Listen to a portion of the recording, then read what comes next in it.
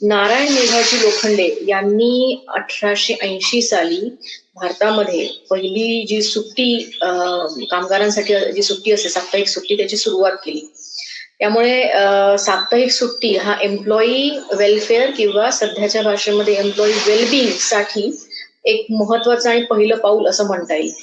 त्याच्यानंतर परदेशामध्ये Elton Mayo या औद्योगिक मानसशास्त्रज्ञाने कामाच्या ठिकाणी भावनांचा होणारा परिणाम यावर बरंच काम केलं आहे. त्याच्यापूर्वी जे औद्योगिक मानसशास्त्रज्ञ होते त्यांचा मुख्य भर हा कामाच्या ठिकाणी ज्या काही टेस्ट असतात, सायकोमेट्रिक असेसमेंट आपण ज्यांना म्हणतो, की कुठल्या प्रकारचं काम कोणत्या प्रकारच्या व्यक्तीने करावं, त्याची आवड काय, त्याच्यापाशी कुठला नैसर्गिकरित्या कुठला स्किल सेट उपलब्ध आहे आणि त्याचा विचार करून या टेस्टद्वारे त्यांना कुठलं काम चांगलं सूट होईल हे सांगितलं जायचं. परंतु एल्टन मेयोचं काम हे मुख्यत्वे करून कामाच्या ठिकाणी ज्या भावना असतात, मुख्यत्वे करून कामाच्या ठिकाणचं कामातून मिळणारं समाधान, या सर्व गोष्टींचा त्या व्यक्तीवर तसेच त्या उद्योगावर त्याच्या प्रोडक्टिव्हिटीवर काय परिणाम होतो याच्यावर त्याचा अभ्यास होता. इंटरनॅशनल लेबर ऑर्गनायझेशन म्हणजे ILOनी कामाच्या ठिकाणच्या मानसिक आणि शारीरिक आरोग्याकरता कायदे करणं अपेक्षित आहे. त्यांचे कायदे जे आहेत ते शारीरिक आरोग्याकरता उपलब्ध आहेत, ज्याच्यामध्ये ग्लव्स घालणं किंवा काही फर्नेस पासून काही विशिष्ट अंतरावर काम करणं किंवा मायनिंग मध्ये काम करताना काही जे काही मास्क आहे त्या सर्व गोष्टींचा वापर करत शारीरिक आरोग्यावर होणारे धोके टाळण्यावर आहे. यातही फक्त 4 सेक्टर्स आहेत भारतामध्ये, 4 क्षेत्र आहेत ज्याच्यामध्ये या फिजिकल सेफ्टीचा कायदा लागू होतो. त्याच्यामध्ये मॅन्युफॅक्चरिंग येतं, त्याच्यामध्ये पोर्ट बंदर येतात, त्याच्यात मायनिंगचं क्षेत्र येतं आणि रासायनिक कारखाने येतात. परंतु इतर अनेक, जसं कन्स्ट्रक्शन आहे किंवा जिथे बांधकाम सुरू असतं त्या ठिकाणी शारीरिक आरोग्याचा धोका खूप जास्ती प्रमाणात असतो. किंवा आपले जे ट्रॅफिक हवालदार असतात, ट्रॅफिक पोलीस असतात, त्यांना सुद्धा प्रदूषणामुळे किंवा तिथल्या आवाजामुळे त्या शरीरावर होणाऱ्या ज्या काही त्यांच्या इजा आहेत त्याचं प्रमाण बरंच आहे, पण त्याच्यावर कायदा उपलब्ध नाही. आणि याच्या अगदी उलट मानसिक आरोग्यावर ILO कडून असं विशेष कायद्याच्या स्वरूपामध्ये काहीही नाही.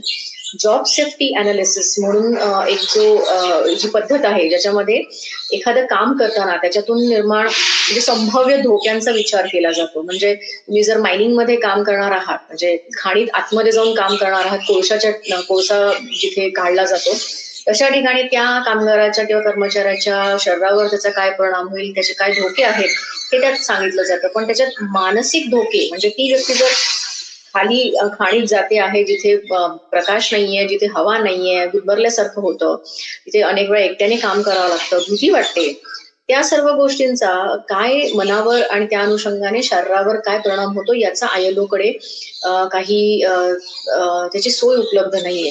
त्याच्यामुळे जॉब सेफ्टी अनालिसिस जे मी माझ्या पुस्तकात सुद्धा खूप व्यवस्थितरित्या मांडलं आहे, हे जॉब सेफ्टी अनालिसिस प्रत्येक जॉब करता करायला हवं. आणि प्रत्येक जॉब, जसा पत्रकाराचा जॉब आहे किंवा तुम्ही चालक आहेत, शिक्षक आहेत, संगणकावर काम करणारे संगणक अभियंते आहेत किंवा राजकीय नेते आहेत, CEOs आहेत, या सगळ्या लोकांच्या जे काही त्याचे दिवसभरातली कामं आहेत, टास्क आहेत, त्याचा त्यांच्या शारीरिक आणि मानसिक आरोग्यावर काय परिणाम होतो हा अभ्यास या तरी म्हणजे 2022 मध्ये तरी होणं अपेक्षित आहे, पण ते होत नाही. आणि त्याच्यामुळे ह्या सगळ्या मानसिक आणि शारीरिक त्रासांचे प्रमाण जे कामाच्या ठिकाणच्या आरोग्याशी संबंधित आहे याचं प्रमाण गेल्या काही वर्षात वाढलं आहे.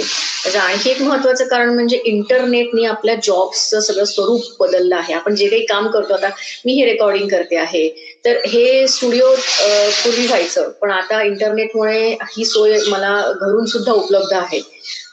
त्याच प्रकारे बहुतेक jobs internet work from home आहे, इंटरनेटमुळे त्यांचं स्वरूप बदललं आहे आणि आपला मनुष्यांचा एकमेकांशी संबंध येणं कमी होऊन ज्याच्याकरता आपला मेंदू खरंच तयार नाही आहे. आपण जास्तीत जास्त वेळ हा ऑनलाईन घालवतो आणि आता सुद्धा माझ्या मेंदूला हे कळत नाहीये की मी कोणाशी तरी बोलते आहे, म्हणजे कुठल्या व्यक्तीशी बोलते आहे. त्याच्याकरता समोर जे आहे ते फक्त मशीन आहे कारण त्याला काही भावना नाही किंवा त्याच्यातून काही त्याची काही कनेक्ट होता येत नाही. मी एका मशीनशी बोलते हे माझ्या मेंदूला कळतं आणि त्याच्यामुळे जी काही अटॅचमेंट असते किंवा जी काही आपण म्हणतो इमोशनल अफेक्शनची जी फिलिंग आहे ती अशा ऑनलाईन इंटरॅक्शन मधून येत नाही. आणि ती नैसर्गिक रचना आहे, त्याला आपण काही करू शकत नाही, बदलू शकत नाही. पण याच्यामुळे आपले जे बौद्धिक आणि मानसिक कष्ट आहे इंटरनेटच्या जॉब्समुळे ते खूप वाढले आहे. याउलट शारीरिक कष्ट काहीच नाहीयेत. आणि शारीरिक कष्ट होणं हे आपल्या एकंदरीत स्वास्थ्याच्या दृष्टीने फार आवश्यक आहे. कारण आपलं शरीर जे काही उत्क्रांतीनुसार त्या प्रमाणात घडलं आहे की आपण जास्तीत जास्त शारीरिक कष्ट करावे. त्याच्यातून आपला मेंदू तरतरीत राहतो, त्याच्यातून आपल्या भावनांचा निचरा होतो. पण इंटरनेट विशेष करून IT क्षेत्रात, कॉर्पोरेट क्षेत्रामध्ये सततच्या बैठकीमुळे, सततच्या स्क्रीनच्या वापरामुळे वेगवेगळ्या प्रकारचे आजार जे आधी नव्हते, तर झूम डिस्मॉर्फिया नावाचा प्रकार सध्या चर्चेत आहे. ज्यात तुम्ही जितके वेळ स्वतःला, कारण आपला मेंदू स्वतःचा चेहरा बघण्याकरता, म्हणजे मी माझा स्वतःचा चेहरा इथे बघते, ते तयार नाहीये. मला दुसऱ्यांचा चेहरा बघायला किंवा दुसऱ्यांनी माझा चेहरा बघायला याच्याकरता आपली नैसर्गिक मेंदूची रचना आहे. आणि याच्यामुळे आपल्याला आपल्या शरीरामध्ये काहीतरी कमी आहे किंवा चेहऱ्यामध्ये किंवा नाक वाकडा आहे किंवा डोळ्यांचं प्रमाण, डोळे छोटे आहे, चेहरा मोठा आहे, असं काही भ्रम निर्माण होऊन अनेकांनी म्हणजे अगदी 12-13 वर्षांच्या मुली सुद्धा जे वेगवेगळे फिल्टर्स, कॅमेरे, झूम याच्यामुळे सर्जरी करून ते फोटोजेनिक करण्याचं प्रमाण खूप वाढलं आहे, जे पूर्वी असले प्रकार नव्हते. त्याच्यामुळे इंटरनेटने आपल्या मानसिक आरोग्याचे प्रश्न खरंच खूप वाढवले आहे आणि इंटरनेटचा वापर आता कमी करणं शक्य नाही. त्यामुळे IT मध्ये काम करणारी मंडळी जी जास्त प्रमाणात इंटरनेटचा वापर करून काम करतात, त्यांना ह्या गोष्टींची जाणीव करून देणं अत्यंत गरजेचं आहे. त्याच प्रकारे ते ज्या वातावरणात काम करतात, म्हणजे ज्या एन्व्हायरमेंट, कारण ऑक्युपेशनल हेल्थमध्ये फिजिकल सेफ्टी जशी येते, मेंटल सेफ्टी येते, तशीच एन्व्हायरमेंटल सेफ्टी पण असते.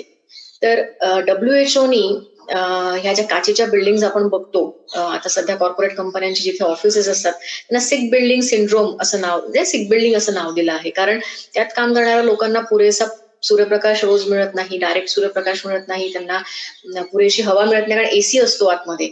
आणि त्यामुळे त्यांचे श्वसनाचे आजार किंवा सतत बैठकीमुळे होणारे पाण्याचं प्रमाण कमी जातं AC मध्ये, त्याच्यामुळे किडनी स्टोनचे आजार, असे बरेच प्रकार गेल्या काही वर्षामध्ये ITच्या लोकांमध्ये विशेष करून दिसून येतात. त्यात लठ्ठपणा पण येतो, कारण एकंदरीत जे काही आपण काम करतो त्यांनी आपलं जे IT मध्ये विशेष करून सॅटिस्फॅक्शन लेवल कमी आहे. टेंजिबल आउटपुट, म्हणजे ज्याला हात लावून बघता येईल असं प्रोडक्ट्स ITतले लोक करत नाही. त्याच्यामुळे ते मेंदूला पण, असं कोणी आता माठ करणारे, जे आता कुंभार असतो तो माठ तयार करतो किंवा काही पणत्या तयार करतो किंवा इलेक्ट्रिशियन असतात जे काही फिक्स करतात किंवा नवीन गोष्ट किंवा एखादा प्रोडक्ट तयार करतात, त्याला ते दिसतं, हात लावू शकतात. ते ITच्या बाबतीमध्ये टेंजिबल आउटपुटचा प्रॉब्लेम फार मोठा आहे आणि जॉब सॅटिस्फॅक्शन त्याच्यामुळे थोडंसं त्यांना कमीच असतं. आणि ते सुद्धा एक मानसिक आरोग्य नीट नसण्याचं कारण असू शकतं. आणि या सर्व गोष्टींमुळे 40 पर्यंत ITतल्या बऱ्याच लोकांना हायपर टेन्शन, म्हणजे बीपीचा आजार किंवा मधुमेह, शुगरचा आजार, जो काही सतत ताणात काम केल्याने होतो किंवा बैठकीमुळे सुद्धा, वजन वाढल्याने सुद्धा होतो.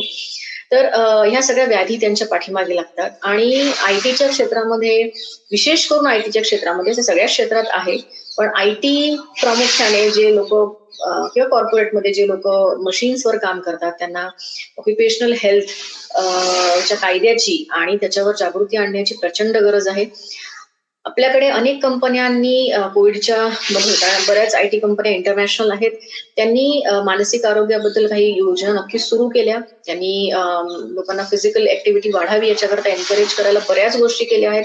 पण आपल्या भारतीयांचा अशी मानसिकता आहे की आपण आपल्या शारीरिक आरोग्याकडे, जे व्यायाम आहे किंवा चांगलं खाणं आहे, झोप आहे व्यवस्थित घेणं, याच्याकडे विशेष लक्ष देत नाही. त्याच्यामुळे कंपन्यांनी उपाय केले, कंपन्यांनी पैसे खर्च केले त्याच्यावर, पण त्याचे नीट फायदे अजूनही दिसून येत नाहीयेत. कारण लोकांची मानसिकता हा त्याच्या मागचा सगळ्यात मोठा अडथळा म्हणता येईल. त्यामुळे कर्मचारी आणि कामगार जे IT मध्ये काम करतात त्यांच्याकरता विशेष समुपदेशन करणं, त्यांना हा विशेष समजावून सांगणं, त्याचे बिझनेस आउटकमशी काय त्याचा संबंध आहे त्यांना सांगणं, त्यांच्या करिअर करता ते कसं आवश्यक आहे, त्यांच्या पर्सनल लाईफ करता ते कसं आवश्यक आहे. कारण दक्षपणा आहे, वंध्यत्व पुरुषांमध्ये आणि स्त्रियांमध्ये पीसीओडी सारख्या हार्मोन्सशी संबंधित आजार जे स्त्रियांमध्ये, आयटीच्या स्त्रियांमध्ये खूप आढळतात, हे प्रमाण हे त्यांना सगळं समजावून सांगणं गरजेचं आहे.